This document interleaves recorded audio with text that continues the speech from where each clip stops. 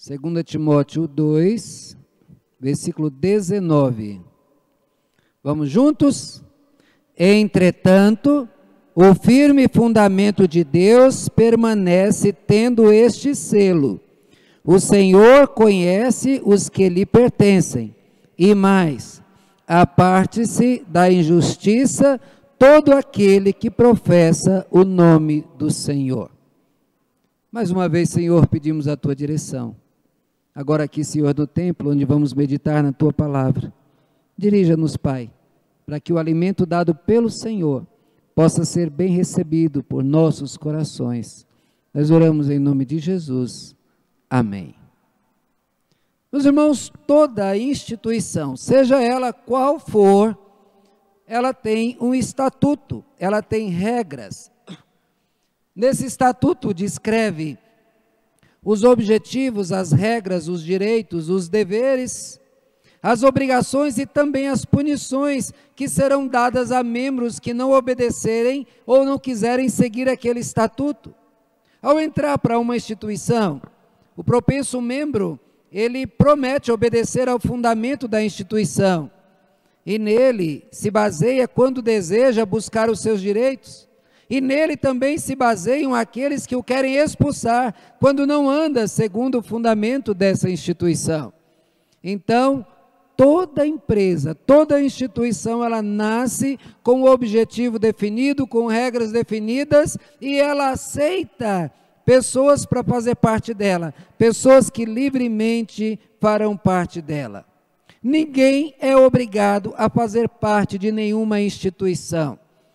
Uma instituição bem conhecida é o casamento. Casamento tem regras. Você sabe que ao casar, você vai dividir os bens adquiridos com a esposa com o marido. A esposa terá que ser fiel ao marido, o marido terá que ser fiel à esposa. Alguém pode achar que é muito pesado o casamento, passar a dormir na mesma cama todos os dias, conviver a vida inteira com uma outra pessoa, pode ser muito difícil. Então você tem uma opção, você não se casa. Mas se você quiser ter os benefícios de um casamento, de um relacionamento sexual, de um relacionamento conjugal, de carinhos e de tudo aquilo que vem junto do casamento, é necessário se casar. Por quê? Porque senão estará em pecado e não poderá ter e usufruir desses benefícios. Qualquer pessoa é livre para não fazer parte de uma instituição. Mas uma vez decidindo fazer parte dela, ele promete obedecer e ele se expõe ao julgamento dela. Ele terá que obedecer, porque senão vai sofrer sanções. O marido que desrespeite a sua esposa, ele será disciplinado pela igreja, por quê? Porque ele desrespeitou a esposa, e do mesmo modo a esposa. E assim, qualquer instituição, ela vai trazer regras para a vida daquelas pessoas que fizerem parte dela. Se você observar, por exemplo, o futebol, você tem que usar os pés. Você chuta, faz gol, você faz isso e aquilo. Porém, no futebol não se usa a mão, porque se pegou com a mão é pênalti. Mas se você jogar o handball, você não pode usar o pé, porque a instituição, essa modalidade então de esporte, decidiu que no handball se usa a mão, e aí se alguém usa o pé, comete uma falta, então ele é punido. Vejam, meus irmãos, nesse texto nós temos aqui uma descrição de que Deus, ele obedece o fundamento que ele determinou para a vida da igreja. E o texto diz, no versículo 19, dizendo, entretanto, o firme fundamento de Deus permanece tendo este selo. Ou seja, aqueles que fizeram parte da instituição sagrada, que prepara para o reino de Deus, chamada igreja, desde o primeiro membro dela, até aqueles que serão recebidos no decorrer ainda da história, e estarão submissos a essa instituição, a este fundamento, permanece no mesmo fundamento. Deus não mudou as regras. A gente tem visto muita gente falar muitas coisas, ensinar muitas coisas diferentes. A gente tem visto pessoas procurar modos de atrair outras e usando métodos totalmente inaceitáveis para poder encher a igreja. E isto não pode, porque o fundamento de Deus está determinado. Então, nós vimos aqui o texto mostrando que Deus seguirá o seu fundamento e fará exigências baseadas nele. E que para Deus é tido como um selo que define e encerra qualquer discussão sobre o assunto. Quando você faz uma carta, você pode escrever o que quiser nela, mas no momento que você colou o selo, ninguém mais mexe. E o texto diz que Deus então ele usa como um selo. Deus selou, e aquelas serão as regras que vão ditar o andamento da igreja. Hoje nós vamos falar sobre o firme fundamento de Deus no relacionamento com os homens. Quando nós lemos um pouquinho antes, que a gente chama de contexto anterior, nós vamos ver que o texto está tratando do envolvimento do fiel na obra do Senhor. Fala do comportamento do crente, de como ele deve viver para Deus, e a resposta desses crentes fiéis, a gente vê dos versículos 11 ao versículo 13. A gente vê mais que o texto mostra que o servo fiel, ele deve se apresentar aprovado. Estou preparando o estudo do último capítulo de Romanos, no qual, ao falar de um dos personagens, de uns colaboradores, diz, aquele que foi aprovado do Senhor. Meus irmãos, que coisa boa é essa? É você não ser reprovado naquilo que você aprova. É você ser aprovado por Deus no serviço que você presta a Deus. E nós acabamos de falar aqui no versículo 15, que o servo de Deus, ele tem que se aprovar aprovado. Não reprovado, não deixado para trás, mas aprovado diante do Senhor. Logo depois de falar do servo fiel e aprovado, o texto então ele fala dos falsos mestres, daqueles que vêm ensinando coisas que não deveriam, daqueles que criam, inventam falsidades, que enganam e destroem a igreja, e mostre como eles devem ser punidos, e que as suas doutrinas falsas, elas devem ser repudiadas pelos fiéis. Versículos 16 a 18 falam a esse respeito. Depois então de falar dos falsos, que eles devem ser abandonados, que o seu ensino deve ser jogado fora. Aí o texto então mostra que eles estão pervertendo a fé de muitos, então se apresenta o selo de Deus. Apresenta então o firme fundamento de Deus. E quais são esses dois fundamentos? Apenas dois, muito simples de guardar. E o primeiro deles é que Deus, Ele conhece, Ele sabe quais são as pessoas que lhe pertencem. O Senhor conhece os que lhe pertencem. Se um professor está dando aula, aí de repente ele lhe olha, uai, mas peraí, ô menina, você não é dessa classe, é? Não, eu entrei na classe errada. Ela vai então procurar a sua classe. Por que o professor vai saber? Porque o professor conhece os seus alunos. Se você observar um técnico de futebol, ele sabe exatamente qual deve ser, ou sua maioria quando acerta, qual é o jogador que ele deve escolher para aquela troca, para aquele momento que o time está precisando. Por quê? Porque ele conhece os seus jogadores. Um gerente de banco, ele sabe muito bem quais são os seus melhores clientes, quem ele deve ligar, para quem ele deve conversar, para quem ele deve oferecer tal investimento, porque ele sabe com quem é que vai trazer mais lucros para a sua instituição. O pai conhece os filhos, não importa se você tem um filho, se você tem 2, se você tem 5, se tem 10, cada filho é diferente. Cada filho responde às situações de modo diferentes. Uns são muito sorridentes, outros choram com facilidade, outros são perseverantes, outros desistem também com facilidade. E o pai sabe a quem confiar aquela tarefa específica, porque ele sabe que aquele filho fará. Aquele filho está capacitado, aquele outro ainda não, ele precisa amadurecer um pouco mais. também o pastor de ovelhas, ele conhece as suas ovelhas. Pensando lá no mato, lá na roça, o pastor conhece as suas ovelhas, ele sabe muito bem qual é aquela que dá trabalho, qual aquela que deve ser mantida amarrada, qual aquela que deve ser mantida presa, qual que ele pode soltar sem nenhum problema, ele conhece. E aqui, meus irmãos, o texto diz que Deus sabe quem são os seus. E hoje pela manhã na escola dominical estudamos a esse respeito. Eu não explorei muito exatamente porque fazia parte da mensagem de hoje à noite. E o texto que nós estudamos na escola dominical mostra que Deus, Ele é o Deus que escolhe.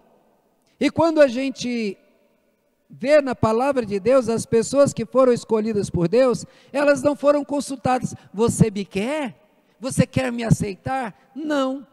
Quando Deus chama Abraão, o texto diz, e Deus falou com Abraão, sai da tua terra, do meio da parentela, e vai para a terra que eu vou te mostrar.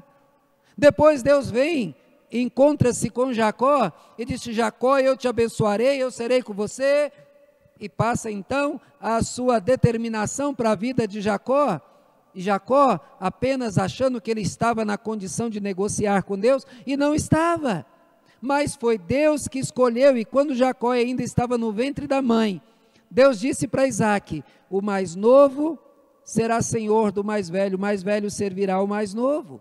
E Deus então, contrariando o que as pessoas faziam, Deus escolheu o mais novo. Vejam, meus irmãos, que Deus, Ele é livre para escolher quem quer, no momento que quer. E quando a gente ouve falar de escolhas, muitas pessoas dizem, não, Deus escolheu aqueles que Ele sabia que creriam. Ai, mas espera aí não foi Deus que escolheu? Deus apenas constatou aquilo que as pessoas iam fazer? Ou seja, Deus, Ele fica na dependência de que as pessoas o escolham. Mas o texto aqui diz que o fundamento é que Deus, Ele conhece aqueles que lhe pertencem. E conhece porque é Ele que chama, é Ele que escolhe, é Ele que elege. E uma vez sendo eleito, Deus então o atrai. Lá em Provérbios, em Romanos 8, 29 a 30 diz, porquanto aos que de antemão conheceu, também os predestinou para serem conforme a imagem do seu Filho, a fim de que ele seja o primogênito entre muitos irmãos. E aos que predestinou, a esses também chamou, e aos que chamou, a esses também justificou, e aos que justificou, a esses também glorificou. Deus de antemão. E quando nós falamos de antemão, nós vamos bem atrás da nossa existência terrena, porque a Bíblia diz que Cristo morreu por nós antes da fundação do mundo, e que só vão entrar nos céus aqueles que estiverem com o seu nome escrito no livro da vida. E a Bíblia diz que Deus escreveu o nome daqueles que vão ser salvos no livro da vida antes da fundação do mundo, ou seja, antecede a qualquer atitude, assim como foi dito da escolha de Jacó. Deus escolheu Jacó, Deus amou Jacó e Deus rejeitou Esaú. Não eram ainda nascidos e não tinham praticado nem o bem e nem o mal, mas aquilo era para comprovar a escolha de Deus. Veja, meus irmãos, que o texto ele fala de uma sequência. Ele diz que Deus ele conheceu, ele predestinou, ele chamou, justificou e glorificou. Quando diz que Deus conheceu, não é que ele sabia, ele se relacionou com a nossa alma, ele amou a minha alma antes da minha existência, porque a minha alma não existia até no momento da concepção, mas existia na vontade de Deus, e uma vez existindo na vontade de Deus, eu viria a existir, porque essa foi a decisão de Deus. E Deus, quando pensou em me criar, Deus me amou, e Deus te amou, Deus ele te conheceu, ele relacionou-se, a alma de Deus se relacionou com a tua alma, e isso então fez com que Deus atraísse você, te chamando, deixando que Cristo morresse por você, e assim então garantiu a tua glorificação. Jesus ele é o bom pastor. A marca do bom pastor é que ele conhece as suas ovelhas. Não apenas conhece de vê-las, não, o texto diz que ele as conhece pelo nome, e que as suas ovelhas ouvem a sua voz. Há um tempo atrás eu vi uma reportagem interessante, eu gosto do meio rural, E um senhor que mora numa fazenda, tem um pequeno lago na sua propriedade, e chegando ali, então, o repórter perguntou, mas espera aí, eu fiquei sabendo que o senhor conversa com peixe? E sim, quer ver? Olha lá, aí no meio daquele monte de peixe, tinha lá um dorso diferente, colorido diferente, ele diz, aquele lá é o Roberto Carlos, quer ver, Vi? E ele chama o Roberto Carlos, o peixe vem lá do meio dos outros, e ele vem na sua mão, e ele dá uma mamadeira com angu, com leite para o peixe. Impressionante. Aí ele vira assim, quer ver? Aquela lá é a Xuxa. E aí ele chama e vem aquele peixe. Um peixe, que a gente ouviu chamar um outro bicho, é mais comum, mas um peixe não. Aquele peixe ouviu a voz porque ele conhecia o seu dono. Agora veja, se uma pessoa pode identificar um bicho, alguma coisa, um animal, muito mais Deus sabe identificar aqueles que são deles, porque Deus nos conhece pelo nome. O Senhor conhece os que lhe pertencem. Meus irmãos, infelizmente, nós nos surpreendemos negativamente ou positivamente com as pessoas com quem convivemos. É muito comum que o marido se surpreenda e diz, eu não imaginava que a minha mulher fosse capaz de fazer aquilo. E a mulher de repente age de maneira espetacular, e ela tem uma atitude que deixa o marido admirado, e ele fica encantado. Mas às vezes também a admiração é negativa. Eu não pensei que ele poderia fazer isso. Então nós nos surpreendemos com as atitudes boas ou más das pessoas com quem amamos. Deus não se surpreende, porque Deus conhecia a Jailma, Deus conhecia a mim, Deus conhecia você, e Deus, Ele sabia tudo aquilo que eu poderia fazer de bom ou ruim. Deus já sabia toda a minha história, e quando Ele resolveu dar o seu Filho para morrer por mim, Ele sabia o quanto eu iria ofendê-lo, iria traí-lo, iria magoá-lo, iria entristecê-lo. Ele sabia tudo, como Ele também sabia como eu iria responder positivamente ao agir do Espírito, como eu iria lutar contra o pecado, como eu ia buscar ser fiel ao Senhor. Deus, Ele me conhece. Nós não surpreendemos ao Senhor. No Salmo 139, a gente vê, para onde eu fugirei da tua face? Se eu subo aos céus, o Senhor está lá. Se eu vou ao mais profundo abismo, o Senhor também está. Meus irmãos, neste salmo, o salmista ele fala de como Deus conhecia ainda informe. Quando eu não tinha forma, Deus já me conhecia. A Bíblia, ela nos mostra claramente esse conhecimento do Senhor. E esse texto, ele está tratando primeiro dos falsos que se infiltram na igreja e que podem, com a sua atitude, levar as pessoas a se afastarem do Senhor. E Deus então apresenta, através da palavra de Paulo, que Ele conhece os seus, isso faz parte do seu fundamento. Não adianta tentar enganar, porque a pessoa pode enganar os presbíteros da igreja, enganar os irmãos da igreja, mas se ele não é um filho de Deus, amado, cheio do Espírito Santo de Deus, fatalmente ele vai demonstrar a sua maldade, a sujeira do seu coração, e ele pode fazer com que todos os membros da igreja fiquem assustados, mas não vai assustar ao Senhor. Escrevendo a Tito, no capítulo 3, 4 a 8, diz: quando, porém, se manifestou a benignidade de Deus, nosso Salvador, e o seu amor para com todos, não por obras de justiça praticados por nós, mas segundo a sua misericórdia, Ele nos salvou mediante o lavar regenerador e renovador do Espírito Santo, que Ele derramou sobre nós ricamente, por meio de Jesus Cristo, nosso Salvador, a fim de que, justificados pela graça, nos tornemos seus herdeiros, segundo a esperança da vida eterna. Fiel é essa palavra, e quero que no tocante a essas coisas, faças afirmação confiadamente.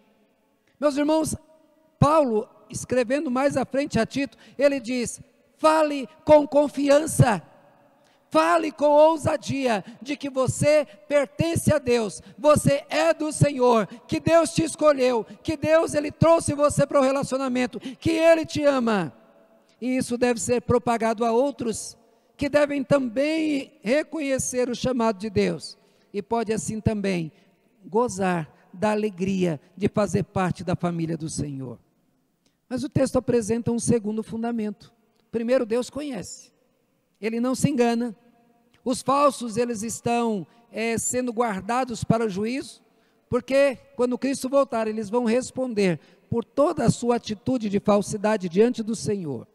Mas aí então vem um segundo fundamento: quem é dele, abomina tudo o que é contra ele. Olha o que o texto diz: aparte-se da injustiça todo aquele que professa o nome do Senhor. Quem é do Senhor, abomina tudo aquilo e todos aqueles que são contra o Senhor. Meus irmãos, nós estamos no mundo. Na oração sacerdotal, Jesus Cristo diz: eu não vos peço que os tire do mundo, mas que os livre do mal. Nós não podemos olhar para esse mundo como sendo nossa casa. Nós não podemos olhar para os prazeres oferecidos por esse mundo como sendo prazeres dos quais nós podemos usufruir naturalmente. Porque o mundo não apenas come, ele tem que comer e mostrar a glutonaria. O mundo não tem apenas o prazer, eles têm que ser impuros na busca do seu prazer, eles têm que ser maus na busca do seu prazer. O mundo não apenas quer o seu sustento, ele precisa enganar para obter o seu sustento. Então, tudo aquilo que diz respeito ao mundo e pessoas que são guiadas pela carne essa que a Bíblia diz que deve ser morta, estas pessoas e esse mundo não podem fazer parte da nossa prática, da nossa vida, do nosso desejo. Esta é a marca, é o fundamento. Quem é dele abomina tudo aquilo que é contra ele. Jesus Cristo avisa a respeito do mundo. Os apóstolos avisaram a respeito dos males que esse mundo oferece para aqueles que querem ser do Senhor. Nós temos que influenciar o mundo. Nós temos que salvar pessoas. Nós não podemos nos deixar influenciar por elas.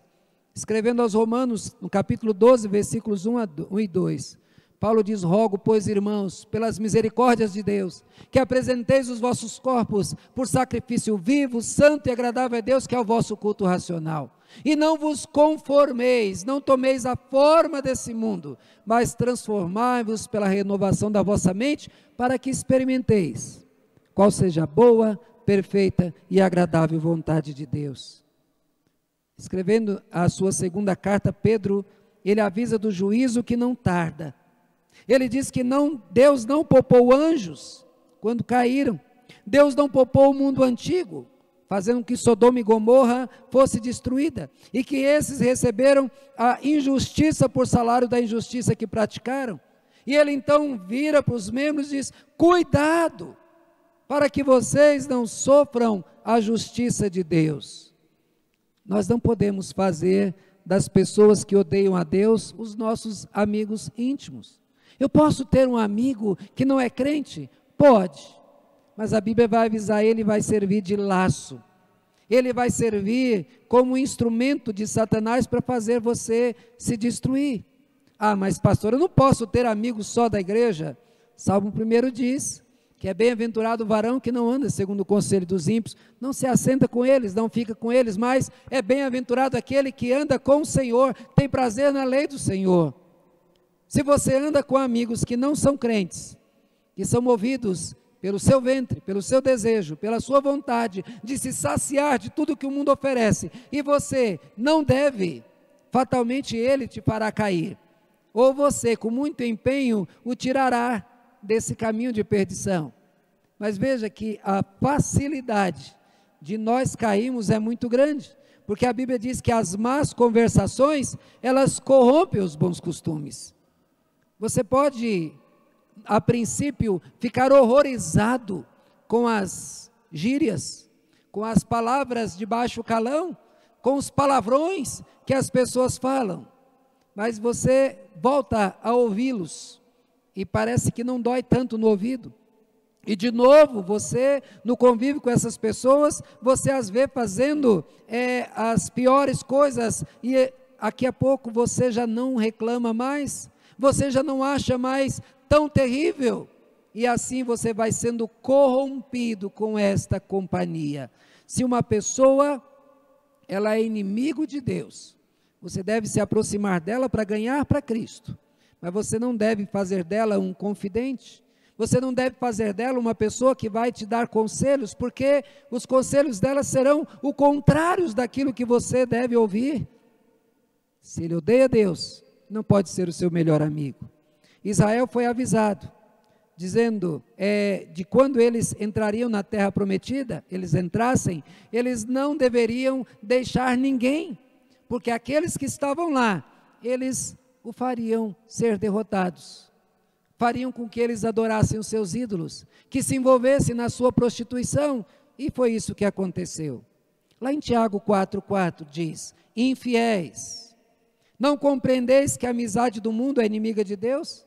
Aquele, pois, que quiser ser amigo do mundo, constitui-se inimigo de Deus. Quem que você vai escolher como amigo?